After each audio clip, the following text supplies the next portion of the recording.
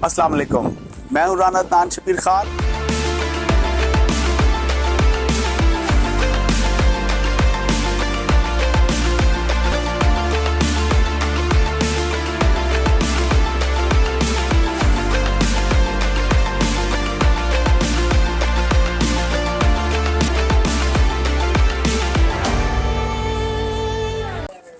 अस्सलाम वालेकुम, मैं हूँ राना अदनान शबीर खान और आप देख रहे हैं नवाए फ़िक्र।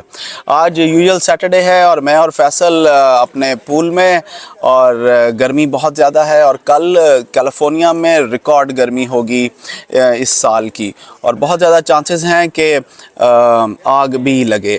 इसीलिए आप देख रहे हैं कि आज हमारे पूल में भी रश है, वरना यहाँ शाज़ो नाज़र ही कोई नज़र आता है। हमारे वज़ीर ख़ारजा बिलावल भुट्टो ज़रदारी ने पिछले 1.5 साल में पूरी दुनिया का विज़िट किया। अगर नहीं किया तो अफ़गानिस्तान का नहीं किया, हमारे हमसाया मुल्क का विज़िट नहीं किया। एक हज़रत अली का कॉल यहाँ पर मैं सुनाना ज़रूरी समझता हूँ कि अगर आप किसी पर एहसान करें तो उसके शर से बचें, और ये कॉल हमारे हमसाया मुल्क अफ़गानिस्तान पर बहुत पूरा उतरता है। जिन लोगों को हमने अपना भाई बनाया, जिन लोगों को हमने रोटी, कपड़ा और मकान दिया, जिनको तस्लीम करने के लिए जनरल मुशर्रफ सारी दुनिया की मिन्नतें और तरले करते रहे, जिनको हमने ट्रेड में आसानियां पैदा करके दी, आज वही लोग हमारा खून बहाने वालों को सपोर्ट कर रहे हैं। टीटीपी अफ़गानिस्तान से हमारी सरहदी चौकियों पर हमले कर रहे हैं, हमेशा की तरह बेगुनाह और मासूम अवाम को निशाना बना रहे हैं। उनके साथ अफ़गान शहरी भी अक्सर मुलव्वस पाए जाते हैं। हमारे वज़ीर दफ़ा ख्वाजा आसिफ ने आज तालिबान हुकूमत से कहा कि इस सिलसिले को हम मज़ीद बर्दाश्त नहीं करेंगे।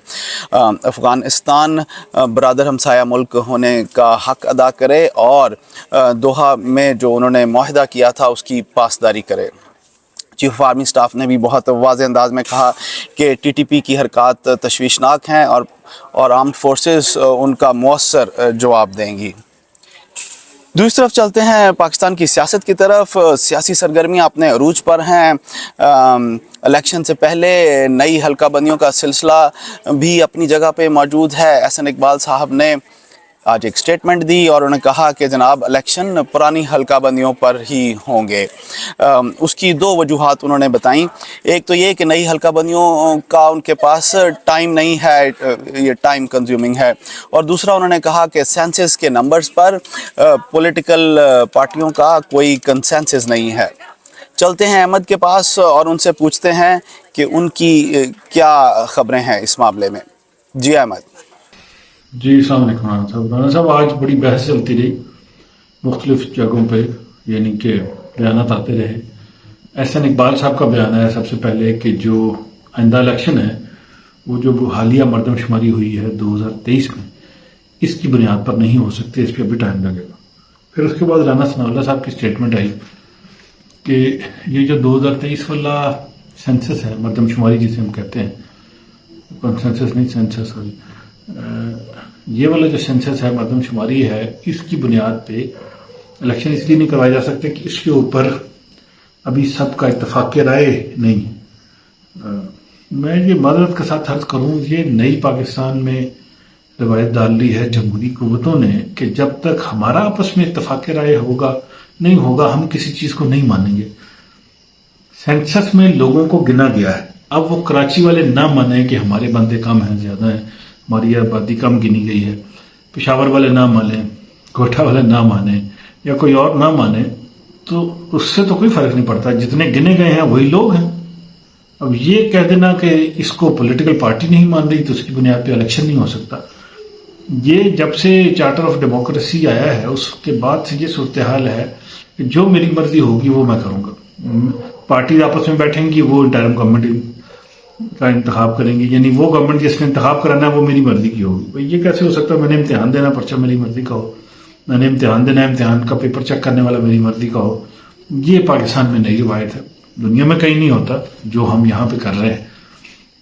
और सियासत की और न्यूट्रलिटी के मुंह के ऊपर हम जो कालख मल रहे हैं ये सारी हरकतें करके, तो बड़ी गैर मुनासिब बात है और उस पर कोई शर्म हया भी नहीं। माजरत के साथ जब से 18वीं तरमीम आई है اس کے بعد سے جو ریسورسز کا بندر بانٹ صوبوں میں ہو رہا ہے اور جو لوگوں کے گھروں سے اربوں خربوں روپے کے نوٹ کیش مل رہا ہے، اس کے بعد بھی کسی کو بھی کوئی شرم حیا نہیں کہ کس طریقے سے غریب عوام کا پیسہ لوٹا جا رہا ہے، کس طریقے سے عوام کا استحصال کیا جا رہا ہے. جو بے ایمان لوگ ہیں، لوگ اٹھا کے ان کو باہر پھینکتے ہیں اور پھر وہ کسی نہ کسی طریقے سے دوبارہ حکومت میں آ بیٹھتے ہیں. تو اللہ رحم کرے ہمارے عوام کے اوپر اور ان پالیسی سازوں کے اوپر جو اس طرح کے کرپٹ لوگوں کو پورے ملک کے اوپر لا کے بٹھا دیتے ہیں. جی رانا صاحب. نواز شریف صاحب نے مولانا فضل الرحمان سے ٹیلی فونک بات چیت کی اور ان کو دبئی میں ہونے والے فیصلوں سے آگاہ کیا اور ان کو اعتماد میں لیا. دوسری طرف زرداری صاحب بھی لاہور میں آ گئے ہیں اور وہ متوقع ہے کہ بہت سارے لوگوں سے ملاقاتیں کریں گے، جن میں جہانگیر ترین بھی شامل ہیں. لاہور آنے سے پہلے انہوں نے شہباز شریف صاحب سے بھی ملاقات کی، لیکن دوسری طرف جو سٹیٹمنٹس آ رہی ہیں نواز شریف صاحب کی پولیٹیکل پارٹی کی طرف سے کہ نون لیگ کسی کے ساتھ پولیٹیکل ایڈجسٹمنٹ نہیں کرے گی، تو پھر یہ ترین صاحب سے ملاقاتیں کس چیز کی؟ احمد سے پوچھتے ہیں کہ آنے والے دنوں میں ان ملاقاتوں سے کیا کوئی رزلٹ اچیو ہوگا اور کیا ترین صاحب آنے والے وقت میں بھی کوئی اہم کردار ادا کریں گے پاکستان کے سیاسی افق پر؟ جی احمد. زرداری صاحب کی شہباز شریف صاحب سے ملاقات ہوئی اور پھر شہباز شریف صاحب جہانگیر ترین صاحب کے بھائی جنہوں نے خودکشی کر لی تھی لاہور میں، جو کرکٹ ٹیم ملتان کی جو کرکٹ ٹیم ہے پی ایس ایل میں، اس کی سربراہی بھی کرتے تھے، اس کے اونر بھی تھے. وہ ان کی وفات ہوئی، اس پہ افسوس کرنے بھی گئے. تو سیاسی سرگرمیاں آپس میں اٹھک بیٹھک، ایک دوسرے کے لیے سیٹ ایڈجسٹمنٹ اور یہ ساری چیزیں تو چل رہی ہیں.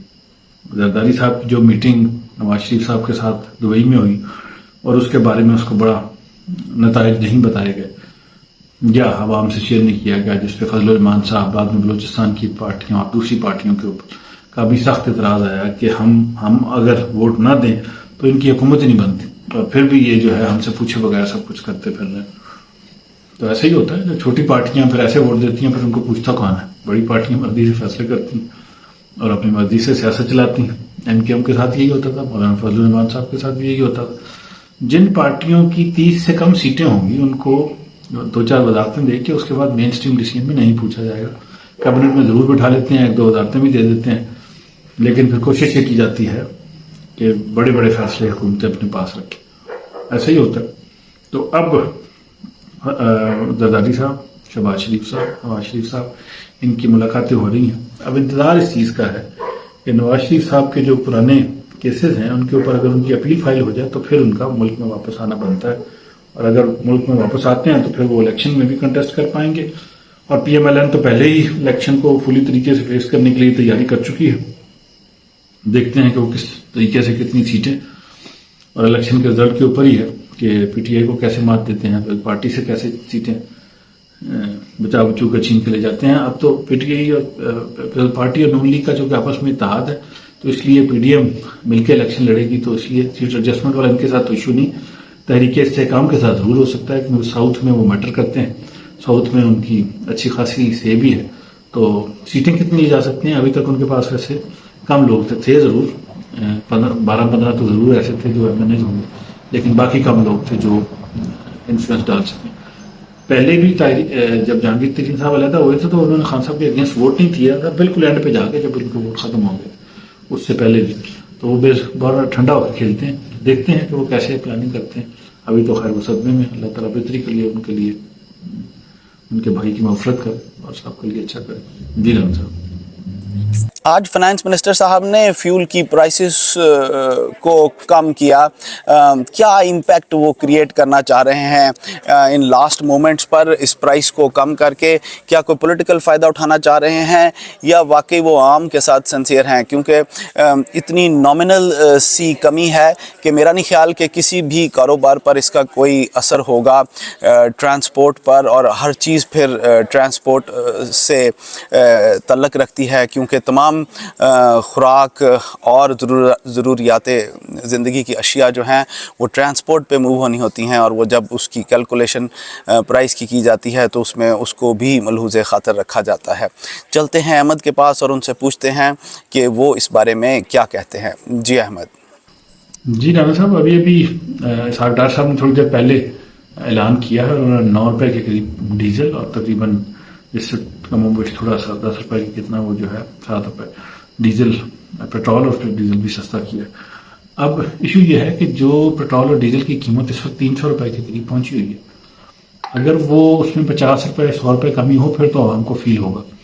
9-10 روپے والی جو کمی ہے وہ لالی پاپ سے کم نہیں ہوگی. اس کی وجہ یہ ہے کہ جو موٹر سائیکل چلانے والا ہے، موٹر سائیکل کا بہت زیادہ کام آ گیا رانا صاحب. آپ کو رائڈر کا آپ کو پتا ہوگا، لوگ گھر پہ بیٹھے کھانا آرڈر کرتے ہیں، کھانے کی چیزیں ہوٹلوں سے ان کے پاس پیک ہو کے، پیزے، باقی KFC، برگر، یہ وہ سب کچھ ان کے پاس پہنچ جاتا ہے. اور فوڈ کے اتنے آؤٹ لیٹس کھل گئے ہیں، ان کا اچھا خاصا کام اسی چیز پہ چل رہا ہے.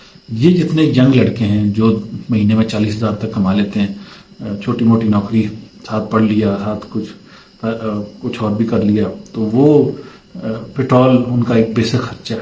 موٹر سائیکل پہ وہ آتے جاتے ہیں، چیزیں ڈیلیور کرتے ہیں، کچھ لوگ ان کو ٹپ بھی دے دیتے ہیں، اس سے پھر ان کا اچھا گزارا ہو جاتا ہے. اب عرض کرنے کا مقصد یہ ہے کہ، اور بڑے شہروں میں زیادہ ہے، اب چھوٹے شہروں میں ایسا اس کا رواج آ رہا ہے. موٹر سائیکل کی انڈسٹری بھی ساتھ گرو ہو رہی ہے. جیسے لیپ ٹاپ بڑھے تو ہم نے لیپ ٹاپ سے کمانا شروع کر دیا.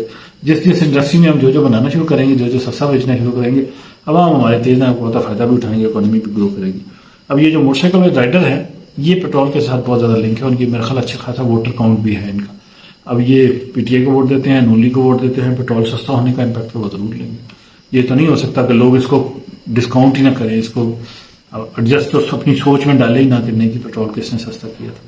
تو مجھے یاد ہے سال پہلے یہ بات ہو رہی تھی کہ کاش انٹرنیشنل پرائس جو ہے پیٹرول کی 70 کے قریب آ جائے تو ہم بہت بہتر ہو جائیں گے. تو پیٹرول تو 70 آ گیا، لیکن ڈالر ہمارا اوپر چلا گیا، جس سے ہمیں بڑا نقصان ہوا، اور ہم پیٹرول کی پرائسز لوکلی کم نہ کر سکے. یہی نقصان نون لیگ کو ہوا، اور اسی کا فائدہ PTI نے اٹھایا. اب اگر کسی طریقے سے یہ پیٹرول کی پرائس جو ہے وہ ایک بڑا کی ایلیمنٹ ہے، اگر وہ کسی طریقے سے ہم ایڈجسٹ کر کے نیچے لے جائیں، IMF ہمیں لے جانے نہیں دے گا ویسے، اگر ہم نیچے لے جائیں تو وہ عوام کے لیے ایک میجر امپیکٹ، میجر فائدہ ہوگا، جو پھر نون لیگ کے لیے بہت ہیلپ فل ثابت ہوگا الیکشن کے دنوں میں.